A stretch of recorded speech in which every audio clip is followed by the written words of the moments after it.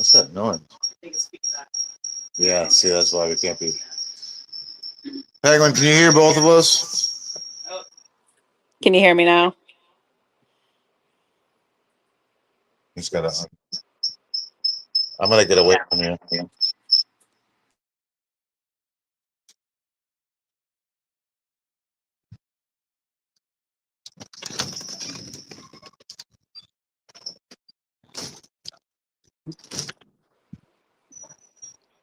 Hello? Hello? Okay, I can hear you. Penguin, you there? He is muted right now, Yeah. looks like. Hold on, let me wait. Now I can hear both of you.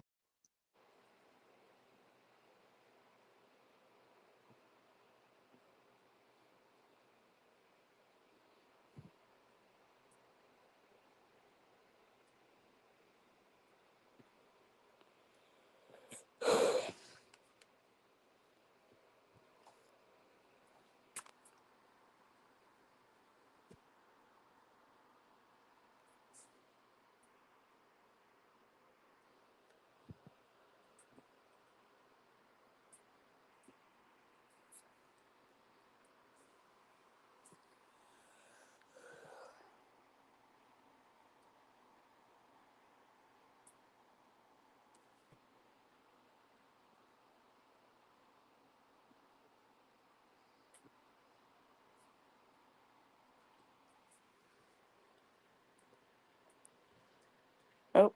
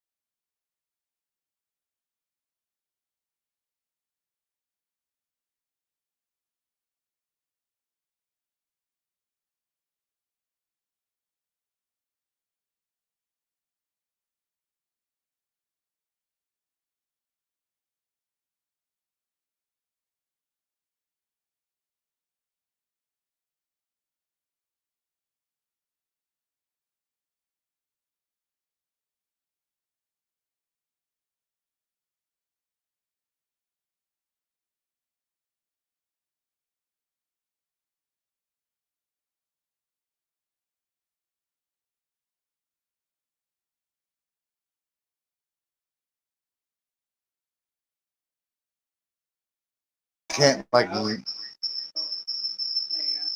now I gotta get away.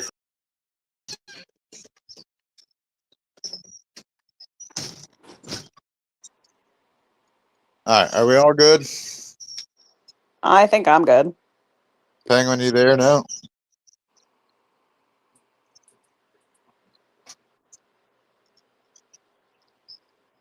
He did say 1 second before. Yeah, he's probably trying to figure something out.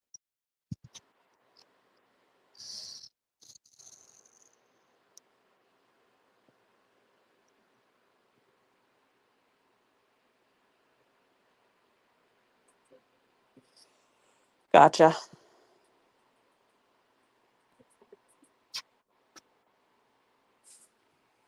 Let's see. Huh. There's got to be a way that I can minimize this and go elsewhere in my phone, but I don't know how. It does seem like I can, because can you hear me right now? Yeah. Yeah, I'm not in the actual app, but it still seems to work. When I minimize it, it backs me right out. I wonder if it thinks you're closing it instead of minimizing.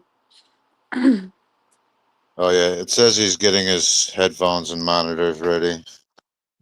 No worries. Uh, Yeah, I don't want to try it again because let's see. Oh, maybe if I open in browser. Nah, I don't want to fool with it. I guess I don't need to. All right. What's going on, guys? Hey, what's up, man? Not much. Yeah, this I don't. my sister Penguin. Hey, Hi. what's going on? I'm trying to make sure I don't blast my voice through this microphone because it seems like it's very sensitive right now. So let me see if I can. You Do I sound sound okay very? to me. Yeah, Yeah, you but I'm sound not even talking. a tad low. Okay, good. Well, I'm talking quietly, so Yeah, sounds good. okay, good. Yeah, I just don't want it to be relatively blasting compared to your guys' voices on the recording, and then it screws everything up. That's Very fair. hard to fix. But a lot of that can be fixed by keeping the proper distance from the microphone, Right. as Well, well as some other are we things. good to go? Yeah. All right, we're gonna Sweet. try to keep this to like an hour if we can. Okay. All right. What are we going to discuss? Well, autism mostly, maybe Okay. psychology overall, but we'll see where it goes. Mm-hmm.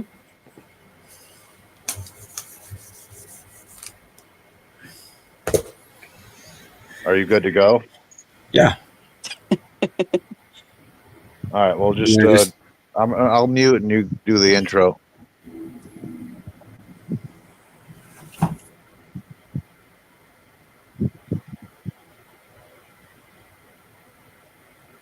all right? Just hold on. Just thinking of some things.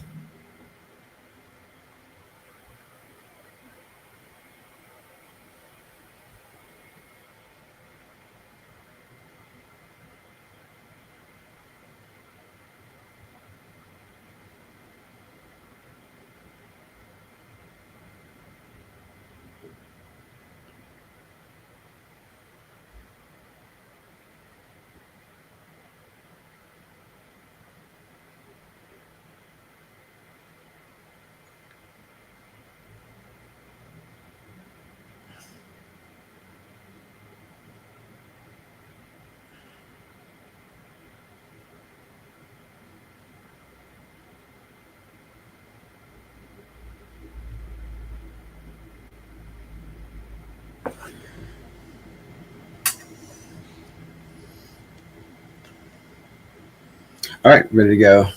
We'll kind of start in three, two, one. Hey guys, welcome back to another episode of Agora, the podcast. Your home for liberty, radical decentralization, and innovations in emergent order, among other things. I'm here for what's a very special episode um, this week with this episode. Not quite on a weekly schedule at the moment, I'm sure you know, but we have a very special guest. Sec, why don't you do the honors of introducing our guest?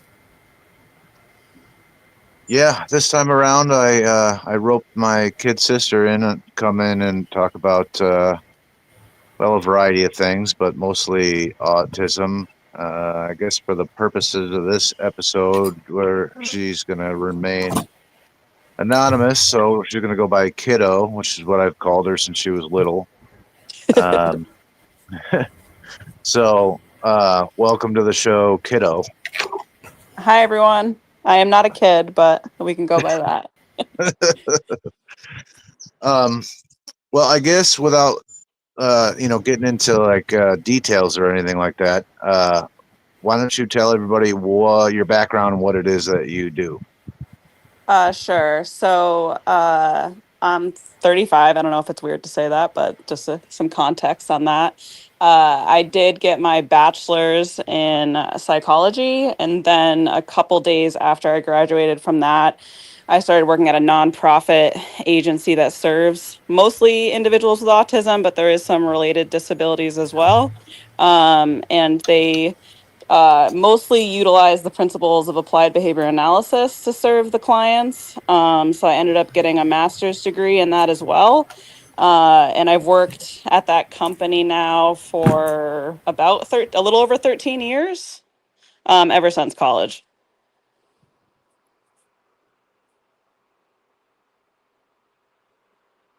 I don't know if I should say more. Did you lose me right there? No, No, not at all. Okay. That's no. pretty cool. So what does all that mean, really? Like, how is that different? How is applied behavior analysis different than, like, say, psychology more broadly? So one of my professors actually said, which was a little jarring when I when I first started taking graduate classes, is he would say that psychology is science fiction and ABA is the acronym for applied behavior analysis. He would say ABA is science.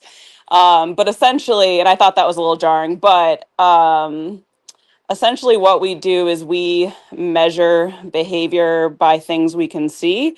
So we're not necessarily trying to figure out what people are like necessarily thinking and feeling, but we are basically analyzing behavior from like what we can actually measure. So for instance, a lot of these individuals that we serve, especially when I first started, I actually started working on the residential teams, which were very like moderate to severely impacted children, especially because, 12 to 13 years ago, individuals might have been getting diagnosed later in life and then accessing services later in life, which might be why they were so severely impacted.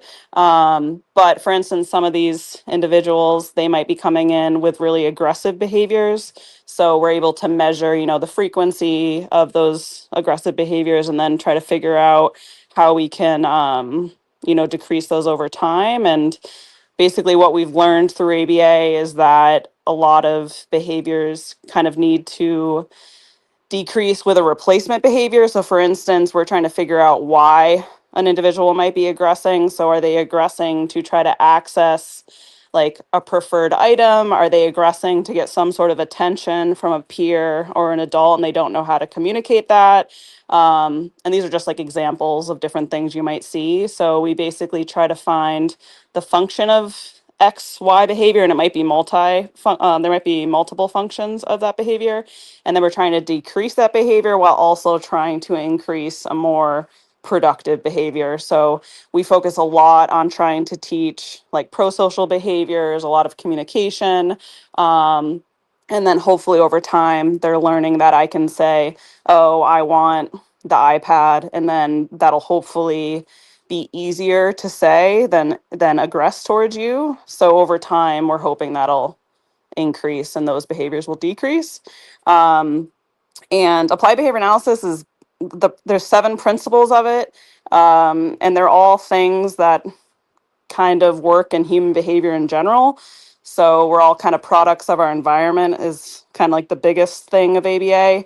And there's a lot of levels to it, but essentially, like reinforcement is something we're all, I don't know, think of the greatest word to say for that, but we're all susceptible to reinforcement. Like we're all seeking some sort of reinforcement. So we basically utilize those principles to try to help the individuals at different agencies, including mine, to be more successful, be more independent, be able to communicate. I'm sure you probably know this, but the diagnostic criteria for autism is that there's delays in communication, socialization, and also there's usually ritualistic or repetitive behaviors. So basically all those things we're trying to help in some way or make them more, easier for the environments that they're in. But yeah, that's the gist of it before I start rambling. That was good. So this is, correct me if I'm wrong, this is all sort of stemming from the works of like Pavlov, B.F. Skinner, Edward Bernays. That's where this sort of Yep. comes from. Yeah. Yeah, Skinner is like kind of the main person that was big into behaviorism to begin with, but it's definitely, influenced by many people in the past.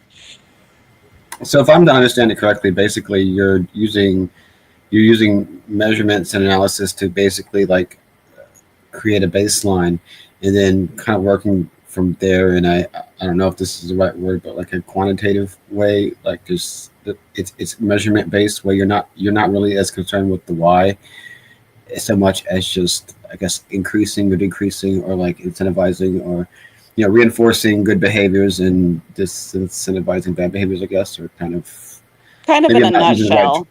right terminology, but you know what I mean. That kind of in that sense, because I really don't have a background in psychology at all, but Yeah. that's basically how I am just hearing about this for the first time, kind of grasping it. hmm Yeah, we try to use a lot of function-based treatment. So, and essentially, I didn't really go into this too much, but a lot of it is research based also. So there's probably like 70 years of research to show best practices. So we're all always evolving. So there has been some times in history where ABA wasn't the greatest science, I would say, just because it was misused for things like trying to change people's sexuality and things like that in the past. But as time went on, kind of the research evolved. So it's like much more ethical over time. But when you're trying to find like a function based treatment, it means that you're essentially trying to identify the function, and you can do that in very methodical ways. So we run sometimes what we call functional analysis. So if there's a behavior we're seeing that is not really responding to our best practices. So for all children, we individualize everything, or individuals, we individualize everything for. So we do a lot of also best practices, which might include like trying to teach them to communicate different wants or needs, and trying to use a lot of reinforcement when they're, being appropriate, or, using, behaviors we all hope to see in our children, for instance. But if there's a behavior that we can't really figure out what's going on, a functional analysis is basically a methodical way of trying to determine what the behavior might be sensitive to.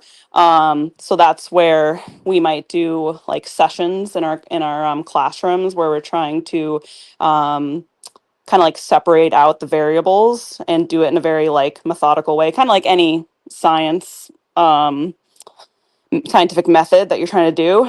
And through that process, you might find out that, this child's aggression is sensitive to access to tangibles or access to attention. And then you'll put in a treatment that will, like slowly help that. So, say that they're very sensitive to attention, you might be then teaching that child to ask for your attention instead of hitting you.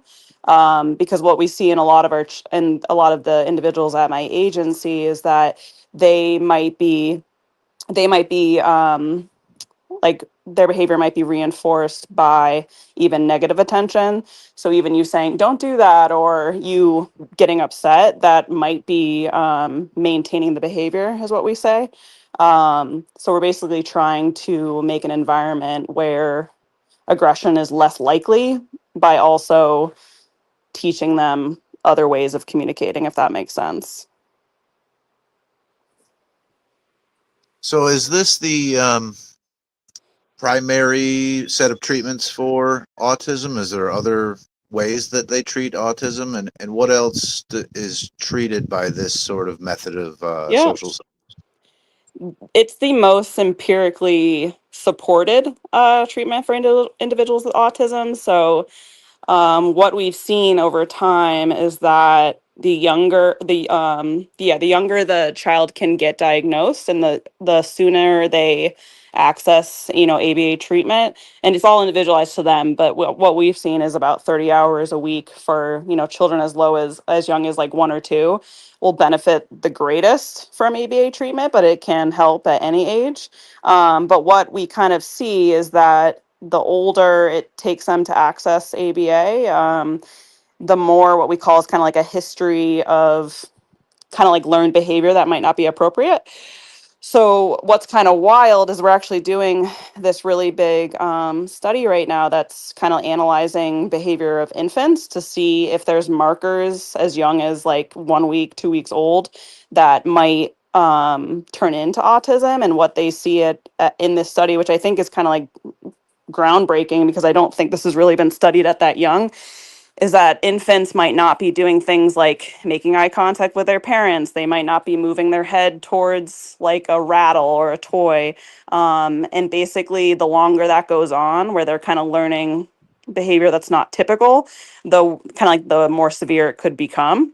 So if you're not learning to make eye contact at like a young age, like most like typically developing children, that might turn into not wanting to talk to peers, not wanting to interact with your family, or not being able to talk eventually. So basically, the sooner you can kind of stop that from happening and kind of improve their rate of success, a lot of the children that we're seeing at that young age are then going into, general ed classrooms. They're able to talk at a typical age. They're able to interact with their peers.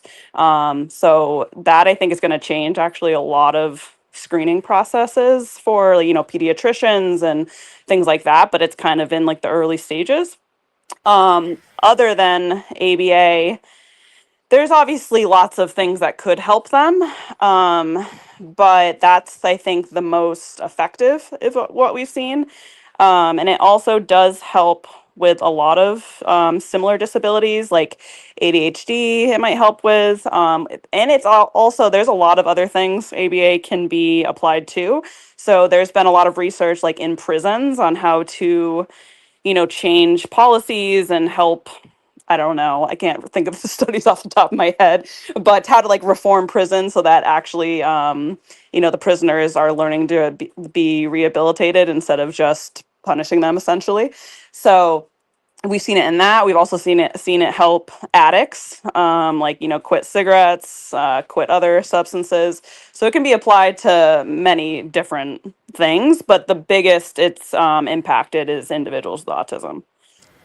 Okay, you touched on something that's really I find very interesting. I think that's kind of where a lot of discussion is on the crucial early stages, like the very early childhood development, Mm-hmm. where you're kind of quantity. I guess you're able to start. I mean, this is actually kind of tough probably to initially do the research until you start to really go in that direction, because you're having to, I guess, follow the child along the path and see like what are the outcomes at scale. But Yep. to kind of see, like you mentioned about the children not, and this is what I guess they're actually studying is the somewhat is the nature versus nurture aspect of that, where the Mm-hmm. child not maintaining eye contact, not looking towards the rattle or the stimulus, and like that's there's a lot of discussion about that, like where do the increased rates of autism and of diagnosis, and I mean there's a lot of multiple factors in there as far as like changing diagnostic criteria, just Mm-hmm. changing rates of, I guess, of treatment, of like our mental health diagnosis in general, just the changing nature of like exposure to special education and screening in general, but also could there be something else? And I mean, there's also, I guess, a lot of different sort of theories in that direction, but could it be something, I guess, behavioral or something as far as, exposure to certain kind of like, I don't know, just some changes in actual child rearing, or just very, even relatively minor, but at such a crucial age, very minor changes in just what kind of stimuli children are exposed to and how they're responded to by other human beings, their parents and other people. Mm-hmm. And could that really, have an impact the farther you go back into early childhood, into infancy and everything, where their brain is, their mind is so plastic and forming that you could have like a huge constitutional effects with down the line, I guess, for their entire lives, for how their brains form. And it's just something that I like. We are naturally attuned to the way humans were raised through prehistory, through early history to now. But if something does actually change, that could be one of maybe a multi-factor kind of change in, I guess, how children are being exposed to, is kind of leading to these behaviors, because it is seemingly different. Maybe it's not. Maybe that we have a different, we've talked about mental health before. Maybe like how different behavioral tendencies express themselves are different in modern post-industrial society. But it just seems like there is a lot of, I mean, certainly the idea of the classroom, the idea of the kind of jobs that we work now. Not even in industrial society, but in post-industrial society, like it's different, and it's hard to for lots of people to adjust to. It's easy for some people to adjust to, um, but could there be changes in I guess the relatively recent past that leads to just just I guess not even aberrant, but like different sort of essentially neurodivergent behaviors. Yeah, for sure. And they're still studying like why exactly autism happens because there definitely is a genetic link. So we see a lot of like twins, for instance, that both have it, or a lot of siblings that have it. Or I've seen like a lot of, like uncles and then, their nephew will have it, or for instance, it is more common in boys.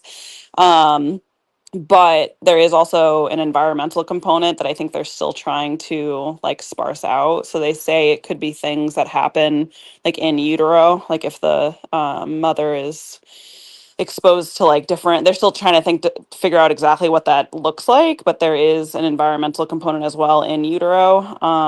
Like the mother's age also can impact it. But I know they're doing studies now to not at my company, but at other different types of research facilities that are trying to figure out like what exactly that looks like, because they also say it can be a gene mutation, but there's not like one, like Down syndrome is like a specific chromosome that can be impacted, but autism, it can be multiple. So while they know that there's a genetic and environmental component, there isn't really like one answer, which I think is why there's more theories out there, that because there's not like an exact answer. Yeah, well, on that note, I mean, is autism a single thing? I mean, I know autism certainly is a range of behaviors, probably that have. I mean, correct me if I'm wrong. Obviously, I'm not formally educated in this, but I guess a range of behaviors and tendencies that have a range of obviously a wide range of severity, and also probably the causes are multifactor as well. So, is it more of a general category, because it seems to be it covers a very wide range of behavior, severity, impact, Mhm. and thus like potentially on the cause side as well. Yeah, I think probably. I mean, that's what they call it, a spectrum, because no like individual is the same, obviously, but no individual with autism has the same strengths and weaknesses. So you do see some individuals that might be like really good at math, but then can't communicate at all with their peers, or have another issue, obviously. But so what they do have to have for the diagnosis is they do have to have that delay in communication and a delay in like social behavior, and then they have to have some sort of ritualistic behavior to meet the criteria, and that might look like they might pace, they might hand flap, they might like line up their toys in the exact same way every single time, and not deviate from that. So but that looks different in every single child, and obviously the longer it takes them to get some sort of treatment, it can get more severe. um, and it is kind of hard too, because you see in different parts of the country that some pediatricians wait to diagnose, and I don't know if that's to not like freak out the parents. I don't know if it's like education needs needs to improve in certain places, but like for instance, like I think the Northeast is really good at diagnosing because of whatever laws and funding is available there. But I've had a friend that was in one of the southern states, and it took her a while to get a diagnosis, and the doctor, for instance, just said that she needs to read to her child more, which wasn't really the answer for that. But then when she finally got the diagnosis, that's when you're typically able to access services, because that's when insurance will pay for them. So it is very interesting, because you do see so many different types of behavior and different types of children. And what also is interesting is that girls typically exhibit very different behaviors than boys. And a lot of the research was done on boys in the early days. So that's one reason they say that like the the rate of autism is increasing because they got better diagnostic criteria and diagnosis for girls. So they say that's part of why it's increased. But it's a very interesting concept because when I grew up, I don't think I ever met someone with autism. And maybe that's because they were misdiagnosed. Maybe I just didn't have like a class with them in school. But it is interesting now as like a practitioner seeing, like, I can notice it all the time now. And I'm like, is that better awareness? Is that better diagnostic criteria? Um, are they just being more accepted into society, and that's why you're seeing them more often? I don't know. It's very interesting overall. Yeah, and here's something that really we can't apply a scientific method to at all. Um, but and so it's really more of a discussion rather than in speculation. But like, you know, I guess the really big question for me is in the past. I mean, is this something that's actually novel, or it is in the past? It's just something that would be not, without a concept of autism, really a concept of like psychology, um, at least in the modern or postmodern sense. Like, it is this something that is actually relatively constant, but just expresses itself differently in a different environment, so to speak? Like, has this always existed in various levels of severity, and it was just kind of a trait. It was for a large portion of the spectrum, I should say. For a large portion of the spectrum, it was just sort of a trait, just sort of a tendency. Maybe if someone would be considered, we're talking about, not necessarily having to go back to medieval times, but just, in the past, a person was a little off, or they were a little shy, or they were a little eccentric, and people certainly had their very um, they had, for example, stuff like ritualistic behavior. We're not talking about necessarily on the severe end of the spectrum, but like something like, ritualistic behavior and sort of a, lack of ability to maintain the eye contact and communications with their peers. I mean, people could potentially function on some level throughout a wide variety of the spectrum as it would be understood today. And, they'd just go and work on their farm and be very specific about the order they do everything, and be just a somewhat eccentric individual, and just kind of be kind of gruff and quiet when they go into town and move on. Just kind of giving an example. And now, with sort of being enmeshed in sort of an educational system, and having sort of a set timeline of levels of development and levels of educational achievement, levels of early educational achievement, and then levels beyond that, into like the vocational world or higher education, having such like set levels and such set schedules and set routines and lifestyles that we kind of have to live in our modern society. And I don't just mean modern in the sense of the past 200 years, but just obviously in more recent decades, is that environment sort of brushing up against sort of a natural psychological tendency. And this is all speculation, but I mean, I think that has to be a large part of it. Yeah, we do see too that a lot of our students that we serve can't really be in the public school. And when I was in grad school, we did learn a lot about how Skinner would say that you kind of have to like teach the individual how to learn, and a lot of the systems we have in place don't really individualize things, obviously, because you're in a classroom of 30 kids or whatever in the typical model. Um, and what is kind of sad is we also serve some classrooms within the public schools, so they're like kind of like separated into our classroom, but they still stay in the school district. And it's actually very like heartbreaking because the parents, after like they've seen how our classroom runs and whatever, how we individualize everything to each student, they're like blown away that that's even possible, because they've had however many years in the public school system where their students, their child's basically kind of been like left behind in a lot of ways, or their kids gotten more aggressive or whatever it is. So it's kind of like sad because then you think about all the other children that are technically typical, but are they really learning in the best way too? I don't know. So that's kind of tough. But I also do think about like even like anxiety and things like that, or like all those diagnoses more on the rise because of, the way our kind of world functions, especially in the US, and how much we're on technology compared to, I don't know, being in nature or using our hands and whatever. But I do think about that a lot too. That might be why that we're having all these rises in different things, is just the way our society functions.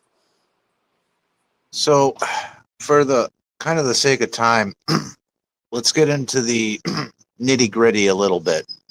And when I asked you to do this, you were like, "Well, I'm for sure we're not going to agree." And that's because you're aware of my long-term skepticism of psychology more broadly, Mm-hmm. and also I've been on all sides of the vaccine question, Mm-hmm. from being very rabidly anti-vax to not so much to wherever I'm sitting now. And basically where I sit now is I don't know. Like the more older I get, the more unsure I am of what I know, that it's possible to know anything. And I'll give you an example. Like when the coronavirus pandemic thing hit, I had a lot of like conspiracy friends that are like, "Listen, germs aren't even real," and I'm like, "What do you mean?" And they're like, "Well, no, germs. That's not what's actually making you sick." And I'm like, "Well, what is it that we're seeing under the microscope?" And they're like, "Oh, that's something that your body make." They're like terrain theory people or whatever. And they're like, "That's something that your body makes when you're exposed to environmental harms." And now I'm like, well, now I can't know this either way. Do you know what I mean? Like, because now I'm not a microbiologist. I don't know what people are looking at in a microscope. So now I have to trust one person or the other, and I can't say for sure which of these people are right.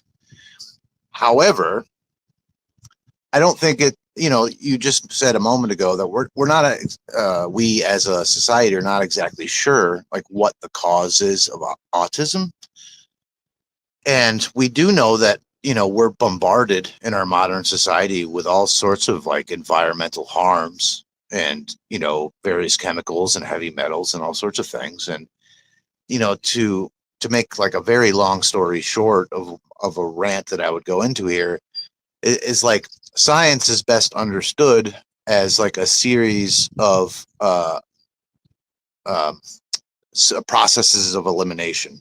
Like you even said earlier that even behaviorism was used to like pathologize, gay people. They were sterilizing gay folks in like the 20s and stuff because science was so goddamn sure that it was a pathology that was passed genetically. You know what I mean? So it's the dumbest thing ever now, but that people were very, even though science is a process of elimination, while these theories are held, they're spoke about with such hubris and surety. So like I'll give you another example, and all of this is not to say that yes for sure vaccines cause autism or anything. I just said I don't know, but it's not on all of these. All of what I'm laying out is just like the potential. It's an argument to ask the question and to question scientific narratives, because like I think it was 2014 or 15 they finally mapped the human genome, right? And when they mapped before they mapped the human genome, they were so sure that when they mapped the human genome, they were going to find all of these genes that were responsible for all of these diseases and modern ailments. And when they finally mapped the human genome, they only had like, I think it was like 22,000 genes when they were expecting hundreds of thousands. And what they found was like hundreds and hundreds of thousands of bacterial DNA. And after that, they didn't really think that a lot of diseases were caused by genes anymore. They thought we were best understood as like a superorganism of basically bacteria, and a lot of the imbalances in bacteria are actually what's causing a lot of these ailments. And what causes a lot of issues with bacteria is like environmental factors, right? Poisons in our water and food and et cetera. And it sends our, gut bacteria out of whack. And that causes a lot of, diseases and ailments. And like, even like Alzheimer's, they thought for sure that it was a gene, it was genetic, and there was a gene being expressed there.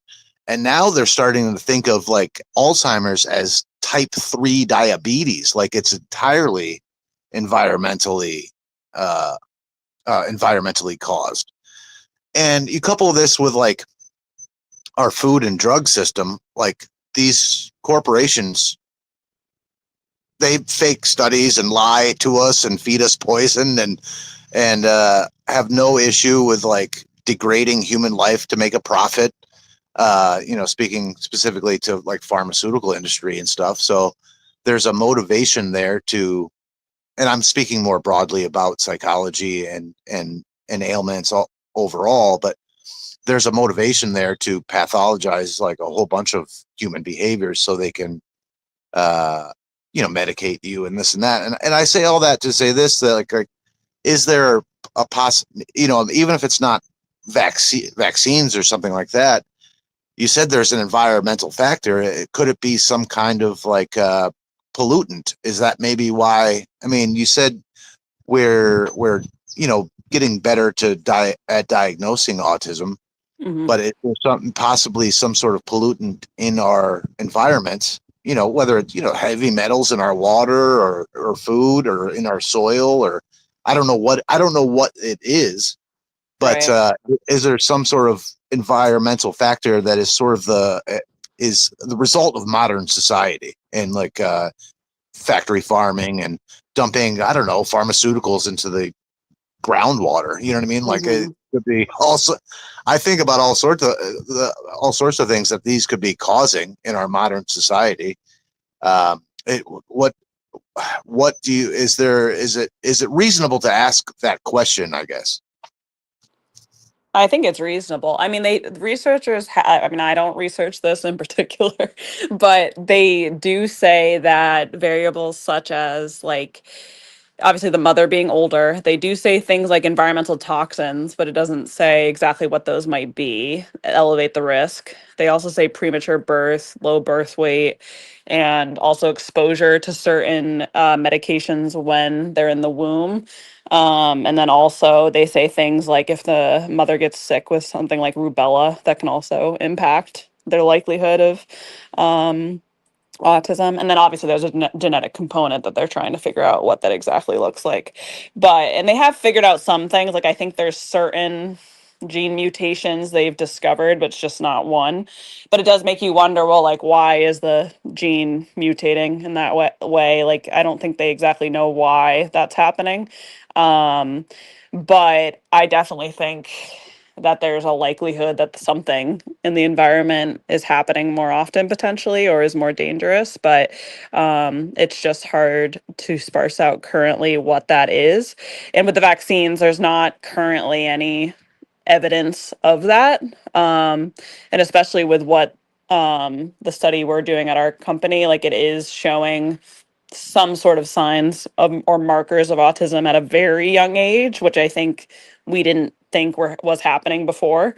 So like for instance, like the first signs of autism might not be at like 1, 2, or 3. It might be even younger than that. And I think that's why some parents were very concerned about vaccines because they thought that like I think it's mostly the MMR vaccine that people are most worried about. But like some parents have said that like the day after they've gotten that vaccine, their child has regressed, which is obviously like concerning. I can see that from an anecdotal perspective that as a parent that would be kind of very concerning. Like was that the vaccine? And I think we should all distrust pharmaceutical companies in a lot of ways, but I think the scientific evidence has shown that there's no correlation or causation. But um I'm open to anything being possible, Well, especially in let this day and let me age. say that, like, I don't think it's unreasonable to speculate that it could be, because when people say it's the vaccines, they're not talking about like, okay, it's the dead bacteria that literally cause the autism, right? So like it's the adjuvants in these vaccines. Mm-hmm. They used to contain something called thimerosal, which is Mm-hmm. essentially mercury. Now, if you go back in time, mercury is a neurotoxin, right? Like you remember the Mad Hatter in Alice in Wonderland? The reason he was mad is because the Hatters used to use mercury in making their hats, and it used to make them crazy and have a lot of, eccentricities. It used to make people have a neurological disorder. So, like, so it's the thimerosal in it. There's various adjuvants that are put in vaccines to give you a immune response, and people have just made the question like, well, what? And one of those was thimerosal, which is essentially mercury, which is again a neurotoxin. It's like, well, if we don't, like, say there is a genetic component, and I think everything probably has a genetic component and also an environmental. You might have the gene for something, but without some sort of environmental factor, that gene is never really expressed in that way. And I kind of think that's how it works. But for a lot of things, not just autism but a lot of diseases, you might have the gene for cancer, but you never experience whatever toxins in your environment, so that gene never really expresses and causes your body to have cancer mutations. So it could be something similar with autism. There might be a lot of people with the gene, but it never mutates without environmental factors. And it might not be these adjuvants in the vaccines. I mean, there's poison in our food, water, and air. So it could be just about anything. They're starting to figure out that polio might have actually been caused by DDT, which is a extremely harmful pesticide that they were using in the early 1900s, because all the horses and cattle got polio first, because they were the first ones exposed to this on the pastures. It was not, and it's not supposed to be able to jump species. So there's like some sort of environmental cause there. Either way, like, it's not. I'm not saying there is a link. I'm not, but I think it's reasonable to speculate that if we think there is some sort of environmental factor, maybe it's, and I don't want to say vaccines, because it's not really the exposure to dead bacteria that is causing it. It's like it would be these other chemicals that they add to the vaccines to give you an immune response that may have problems, cause problems in small children who have their brains developing. It might not be autism, but maybe it could also be causing some sort of other neurological issues. But Mm-hmm. it's more so these adjuvants. And I think about all the potential problems that a lot of chemicals overall are causing on our health. And essentially, these are chemicals just put in vaccines, So really, when people say vaccines cause X, they're talking about not actual, vaccines themselves, but these adjuvants that are like harmful toxins that are put in these vaccines to get the immune response. And Right. and the Mad Hatter sounds autistic to me. He sounds like a high functioning autist. So I don't know. Maybe it's a neurological disorder that's similar but different. But it sounds very similar to me, but I don't know. The thing is, do you think these pharmaceutical companies have an incentive to lie? Oh yeah, I'm sure. But I do think it's more likely that the fetus is being exposed to a pollutant that's causing it. I think it's more happening in utero, is my opinion, which is why I think they're still studying like what exactly might be happening in utero. Is it an air pollutant? Is it a pesticide that they're coming into contact with? Is it a medication? Which I think would make more sense. Like I don't really think that autism is happening like a year in. I think they're likely born with it, is my opinion, but obviously it could be something else. But that's what I've seen and everything I've read. But it would be nice to know a more exact cause, which they don't know yet. Do we know if kids have autism in utero? We have no way of knowing if they have it in utero, right? I don't know if they can test for that now or not, but we might Right. be getting close to being able to test for like the potential gene mutations if you obviously want to go through that testing. Right.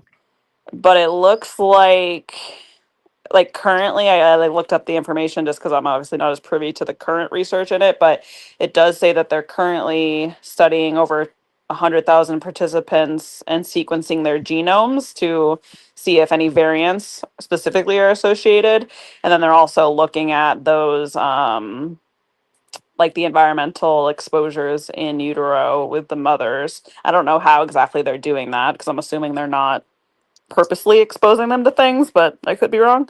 Um, Well, I'll say this: like we're pregnant again, and we just had a baby, and as soon as that baby was born, they wanted to put, I think, 8 vaccines into yeah, her, that's a our lot. daughter, and one of them is including Hep C, This is which wild. is wild. Like, so the reason they do that, do you know what the standard of care is? So the standard of care is they set up these protocols for with standard of care, care standards, right? But the reason they want you to take Hep C is because they have to make everything like lowest common denominator.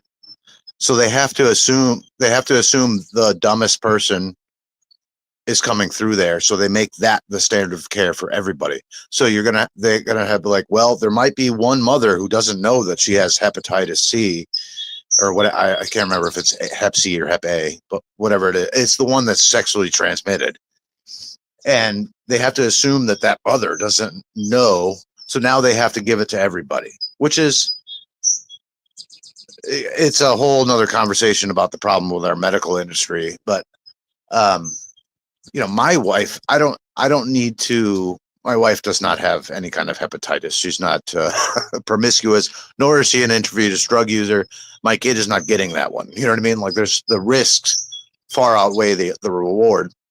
And I think this speaks to like the same problem that we have in schools where it's a one size fits all approach. We have the same problem in medicine.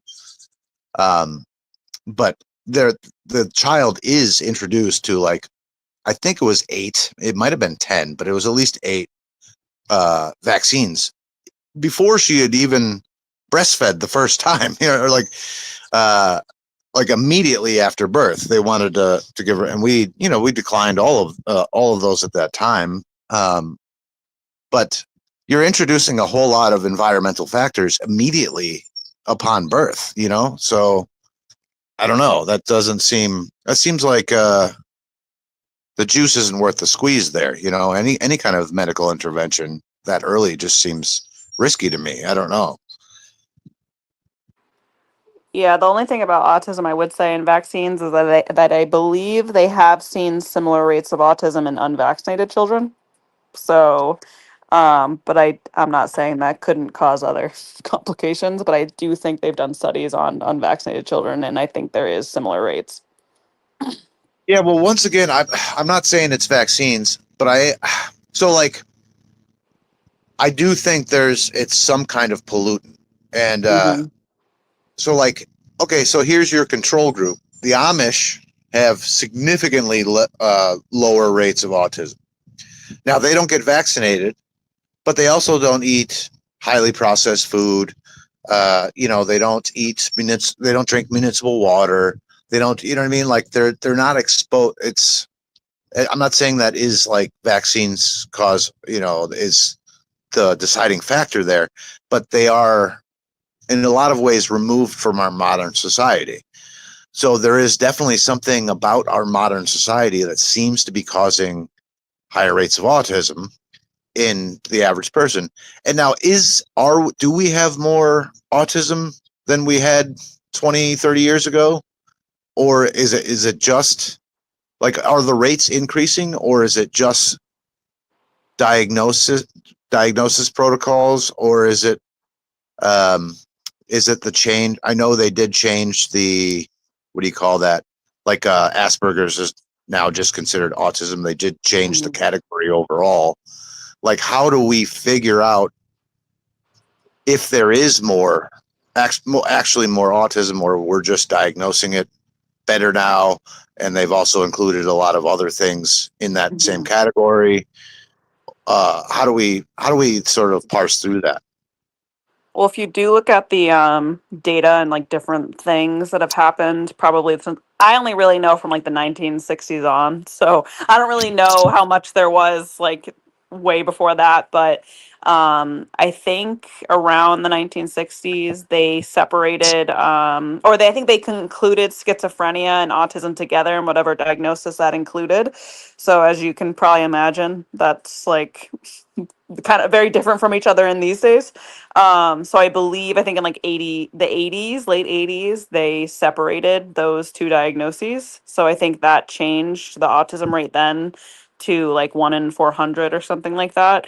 And then I think in like the 90s, autism became a qualifying condition for special education. So I think that also increased the likelihood of like families seeking that diagnosis, so they could get they could get services. And then at some point too, insurances started approving ABA for autism, which also increases the likelihood of someone wanting a diagnosis, and they can access that treatment without it costing money to them. And then also in the 2000s, they did decide to include Asperger's and other things into the diagnosis. So I think that gained more potential too. And then also at some point, Autism Speaks, the agency, whatever I don't know if they're technically considered a foundation, but those were two parents that I believe had a child with autism. They created that foundation, but they had a lot of money.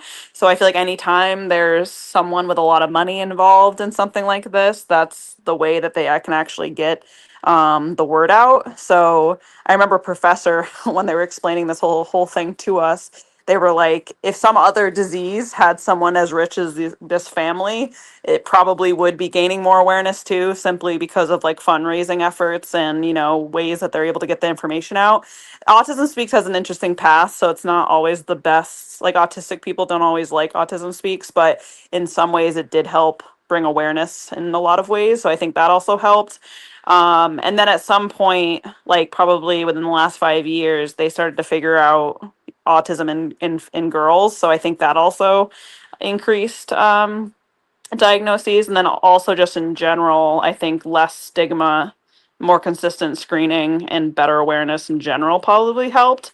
But that's not to say that there's not another reason as well that could be. But I don't really think it's becoming more of an epidemic. I just think it's more like better awareness, consistent screening, and also a little bit less stigma, and that and in the fact that they're getting better services. So like, why wouldn't you want to get your child services earlier if you can, and it'll lead to better success. So I think that's most of the reason, but it's also possible if there's more pollutants and that is an environmental factor, then how wouldn't that be contributing as well, for instance? So I've got kind of two directions to go with that. So one thing that you've kind of mentioned twice, because I think we're very apt to look at, okay, what's the possible like environmental causes, whether it's coming from like corporations and so on and so forth, corporations, less industry and so forth, so on and so forth, as far as what's being released into the environment in a way that can kind of either go up the food chain or however aerial pollutant, how that would work, or exposed to children, probably in utero. I think it's a good hypothesis there. And also looking at sort of how is from the other side of the table entirely, which is the sort of this kind of the systems, the large scale systems that people are put into, like the public education systems, or just education, mass education in general, in workplace, and especially like wage earning jobs and stuff like that. Let's say the factory, but then past the factory to other parts of regimented society. You know, we could look at it in the context of like this podcast, examine it through um, that kind of lens, and I think that's great. But here another thing, and I think a thing that would be like very controversial in general, and put us in a different category, as you've mentioned a couple times, the mother's age, and that's one thing that's for a variety of reasons, culturally and but also, I mean, biologically, that's a very touchy issue. I think today as well. But I just can't imagine how something so fundamental can't be strongly examined. Whether it is sort of the age of the mother in terms of kind of cumulative exposure to potential toxins, potential mutations, and whatever the kind of genesis of those mutations are, or like I said, accumulation of toxins in various ways or different. Um, or whether it could be. I mean, that's generally probably it, or something else, some kind of degradation reduced to age. Again, I am not a trained biologist, but the fact that we do see a very radical rise in both, obviously, life expectancy, but the age of motherhood, and what other life, other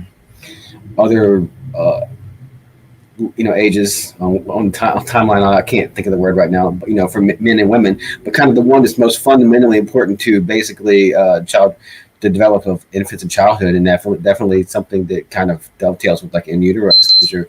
Excuse me, is the age of motherhood, which is just rising drastically, and the fact is, like, there's a lot of controversy there and cultural sensitivity, because obviously people, there's both a taboo of young motherhood, whether it's teenage motherhood or even young adult motherhood. Now we're getting into the fact that, but it's also just it's less of a taboo. It's just a tendency that it just doesn't occur, even in segments of the population where it widely did before.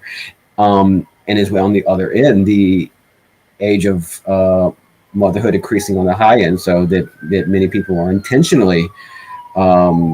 I'm sure people always would get pregnant at whatever age that it would be possible for the body to allow. But people are intentionally, whether it's with various levels or none at all of like medical intervention, intentionally becoming pregnant at an advanced age. There's the freezing of the eggs, which seems to be a iffy proposition if those are, those are eggs that are X number of years old, and I guess numbers of years old is when they form in utero. When the mother itself was a fetus in utero, because you're born with all your eggs, and they're not something that's created during the lifespan of a human being. But it seems like that's so fundamental, but also something that's very, very, very controversial, because, like, again, there is such a stronger taboo that's extending into the lower 20s of having children at a young age for women, just because of cultural changes, and there's such a push to sort of glorify and celebrate motherhood into a woman's 40s for there's a variety of reasons, due to cultural change and due to the fact that, I guess, just due to a variety of changes in the economy and stuff, and but it seems just as fundamental as any sort of in utero exposure to toxins, as any sort of widespread exposure to pretty much anything imaginable, any kind of stimuli or any kind of like change in the environment itself. So I think that should be kind of discussed, and maybe there could be even a potential effect on male sperm. I don't know. I mean, anything's possible. This involves genetic material. It's a single cell, but has there been any kind of movement in that direction, and any controversies related to that? About maternal age in particular. Yeah, probably maternal age, probably the most obvious, easy to study. Yeah, I do think they are continuing to study that, but it does make you think, because I feel like that's a more newer thing in you know, the history of the world, that we're having babies that much older. And I think that's like, I know friends right now that are similar ages to me having their first child. So I don't see why that wouldn't be part of it, especially because we've had more exposure to whatever by this point, pollutants, etc. And I also do think about like how our like soil in general is like stripped of nutrients, most nutrients. So even like that in particular, like how is that changing us or our offspring? But I definitely think that's a contributing factor. Have you seen and this is also could be multi-factor or just a very elusive thing to kind of think about the origin of this. But have you seen a difference? And this my mind's going this because of just anecdotal reasons, but tendencies along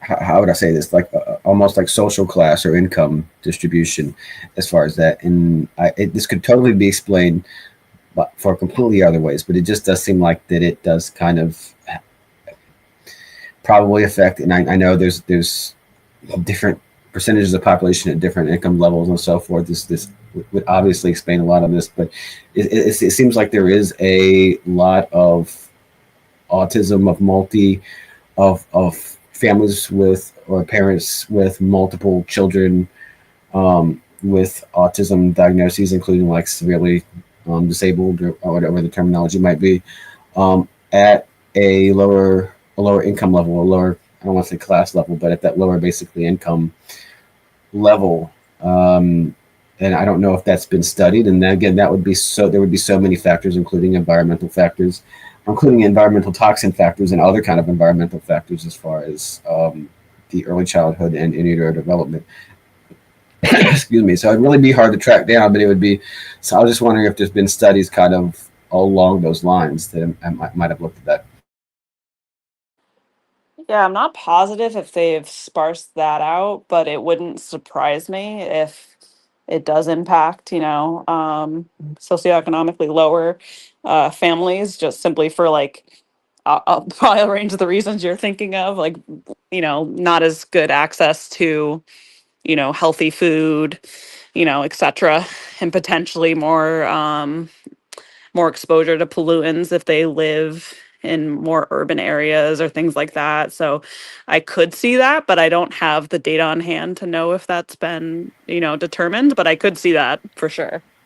Yeah, and those are the more concrete and well, let's just say this. That's the more concrete and physical aspect of that. And also, I mean, I don't know if there could be other behavioral differences in terms of what the children are exposed to at different socioeconomic, let's say, levels too. And I think that'd be hard to hit the nail on the head. And I do definitely think that, like you said, diet and so forth. And I mean, diet doesn't necessarily have to necessarily mean access. I mean, there's always the stories of going to supposedly unprivileged communities in the urban and rural environment and see people giving their kids like Mountain Dew in their bottles. I mean, it's like that. Unfortunately, there is a knowledge factor that's kind of lost in modern society, where some people are profoundly kind of left behind by the proper practices of very fundamental things like parenthood and stuff. In modernity, for people living in poverty, where you can imagine that a lot of this stuff would have been almost like something through human history that was like second nature, even for people where even in a world where the vast majority of people just in absolute terms lived in absolute poverty, but there was just lots of social exposure to kids, lots of social reinforcement to positive and pro-social behaviors and everything. And the fact is that, with modern lifestyles, especially with someone who's like very economically constrained, I mean, there could be really the kind of behaviors and stimuli that a child is exposed to or not exposed to, I think very important, could have profound multiplying effects when it's obviously in utero and then also in very early in infancy and so forth. Well, hey, we gotta wrap it up. We've got kids on the way. My kids are coming back, and it's about to get very loud. But I think this was a good conversation, and I'd like to continue this again. I want to talk a bit more about psychology, sort of pathologizing like normal human behavior, which has been one of my sticking points for a long time, and how much things like ADD actually exist. Um, so we got to wrap it here, but I'm actually here comes the kiddos right now, but but we're gonna, if you're up for it, we'll have you back on, and we'll dive into this a bit more Yeah, that and sounds good. sort of figure out what your thoughts on psychology juxtaposed to sort of modern society. All right, And that sounds good. yeah, we'll do that. But yeah, we got to wrap here. Penguin, you have anything to add quick? No, well, thank you very much for coming on. It was a great discussion. Really kind of, it's good to bring out some things that are really like, heavy in the discourse, heavy in people to discuss with all sorts of people, including family. So yeah, I learned a lot about aspect of like behavioral science or psychology that I haven't heard of before. Thank you, and nice to meet you virtually. All right, thanks, kid, for coming on. Everybody, be excellent to each other, and we will see you next time. Peace. Ciao.